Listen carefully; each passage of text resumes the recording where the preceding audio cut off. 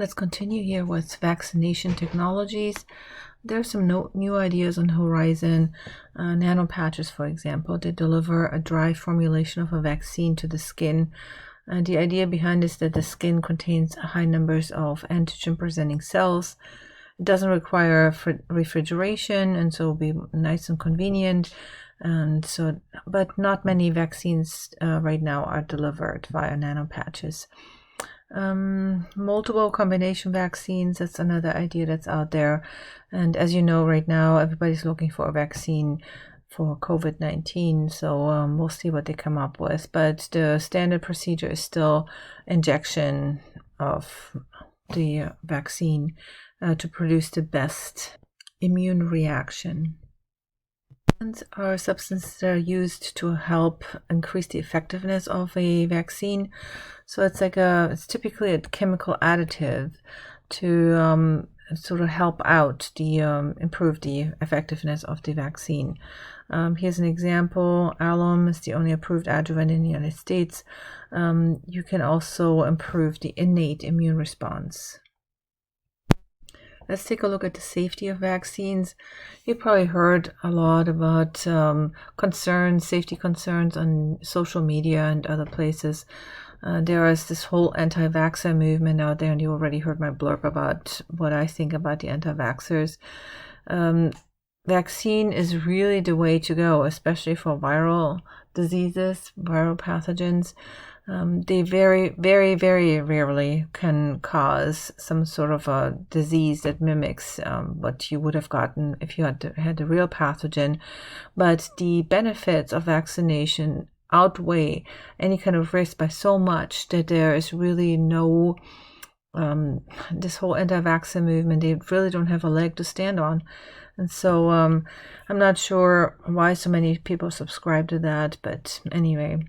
So on very rare occasions, vaccines can cause the disease, or sometimes they can cause symptoms that are similar to what you would have gotten as a disease, but typically not nearly as severe as the real disease.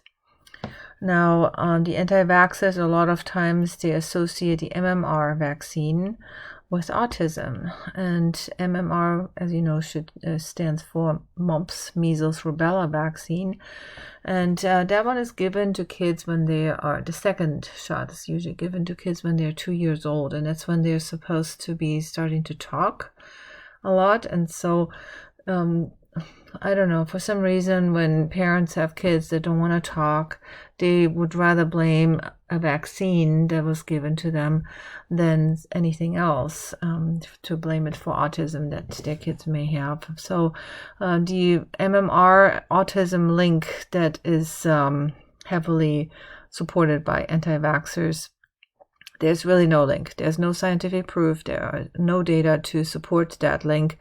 But it came about because the MMR vaccine is given at the time when kids are supposed to learn to talk, and most of them are talking, but the ones that are not talking may have autism, and then the MMR vaccine somehow got the blame for the lack of talking. What you really should know about vaccines is that it is the safest and most effective means of preventing infectious disease in children. And the proof is in the numbers. We have had several pathogen groups where we showed the effectiveness of the vaccine. Just to take a look back at polio, the decline of polio as soon as the vaccine became available. Nowadays, people don't even know about polio anymore. They don't think even it ever existed. In other words, do yourself, do your children a favor and vaccinate them. It's really the best way to prevent diseases. Now we're going to move on to Diagnostic Immunology. That is a whole nother branch of applications of immunology. So let's take a look at some terms first. Sensitivity. That's the probability that the test is reactive if the specimen is a true positive, and specificity is the probability that a positive test will not be reactive if a specimen is a true negative. So we want both. We want sensitivity, we want specificity, and immunology is actually really good about both. Here are some immunologic-based diagnostic tests. You can have interactions of humoral antibodies with antigens, and you can detect the antigen to be present. Then known antibody can identify an unknown pathogen. So if you're using an antibody of a known antibody, and then you can use it to identify an unknown pathogen, and you can take known pathogens that can identify unknown antibodies. So all of this is possible with diagnostic immunology. Now let's take a look at some tools of diagnostic immunology, and that is monoclonal antibodies. These monoclonal antibodies, monoclonal means a single clone. So you have a antibody that really only recognizes one antigen, one antigenic epitope, if you will. And monoclonal antibodies are typically made in the lab. So the typical method of creating or making monoclonal antibodies is hybridomas. These are cancerous B cells that are combined with an antibody producing normal cell. And then the hybridoma produces monoclonal antibodies. These are abbreviated as MAbs. And so if you are hearing a new medication that comes on the market and it says nivolumab, then if you see the ending mab, then you know it's a monoclonal antibody.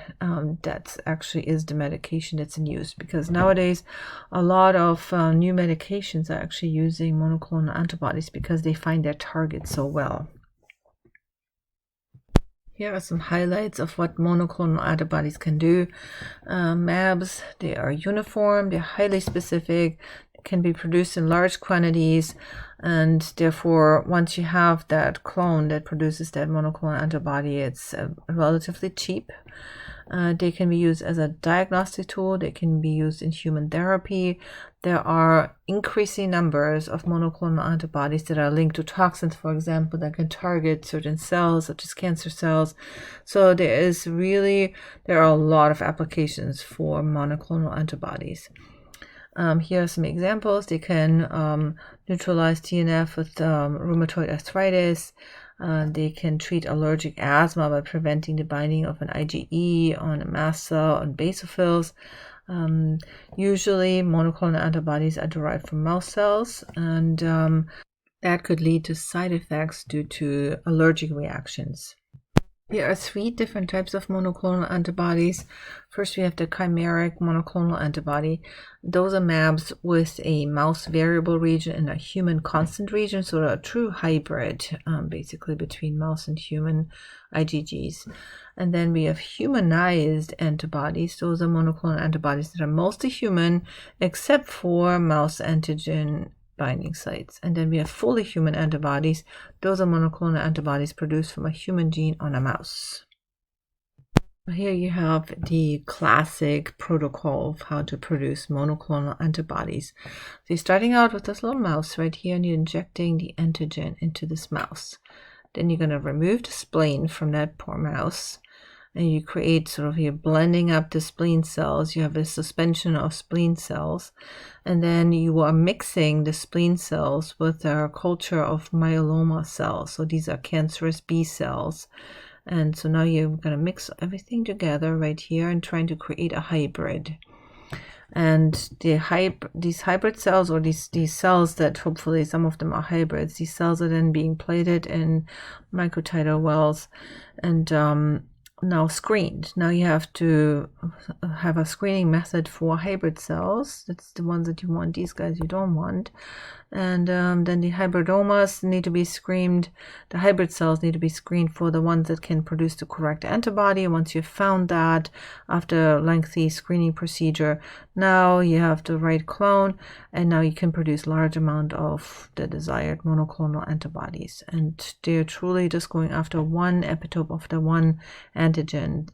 And they're very useful for a variety of things. There are companies out there that will make you custom any monoclonal antibody that you would like. Another popular diagnostic tool are precipitation reactions.